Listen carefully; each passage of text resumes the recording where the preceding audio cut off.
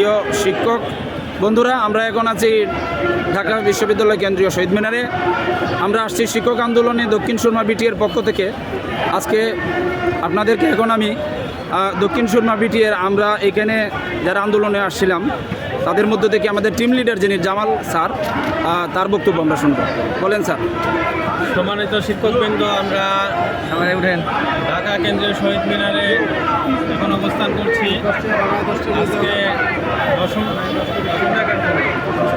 দশম দিনের মতো আমরা সিলেট বিটিএর পক্ষ থেকে একটা টিম আসছি।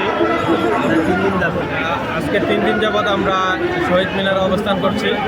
আজকে একটু পরেই আমাদের কালো পতাকা মিছিল এই শাহবাগের উদ্দেশ্যে আমরা একটু পরেই রওনা করব। আমরা এই শহীদ মিনারে আমাদের টিম সহ আমরা অবস্থান করছি। আমাদের সাথে আছেন মানিকগঞ্জ উচ্চ বিদ্যালয়ের শিক্ষক, ডেঙ্গা হাজীগঞ্জ উচ্চ বিদ্যালয়ের শিক্ষক, তারপরে প্রগতি উচ্চ বিদ্যালয়ের শিক্ষক, এরপরে আছেন ডক্টর শাহজালাল উচ্চ বিদ্যালয়ের, জালালাবাদ দ্বিপাক্ষিক উচ্চ বিদ্যালয়ের শিক্ষকবৃন্দ। এছাড়া আমাদের সাথে বিভিন্ন টিম আমাদের সাথে অ্যাড হচ্ছে।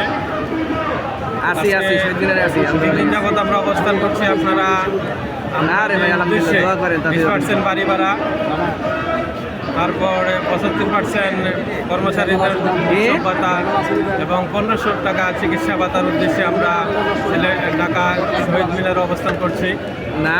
আশা করি আমরা আমাদের দাবি আদায় করেই আমরা আমাদের গন্তব্যস্থলে ফিরব। সবাই আমাদের জন্য দোয়া এবং আশীর্বাদ করবেন। আল্লাহ হাফিজ। ধন্যবাদ স্যারকে।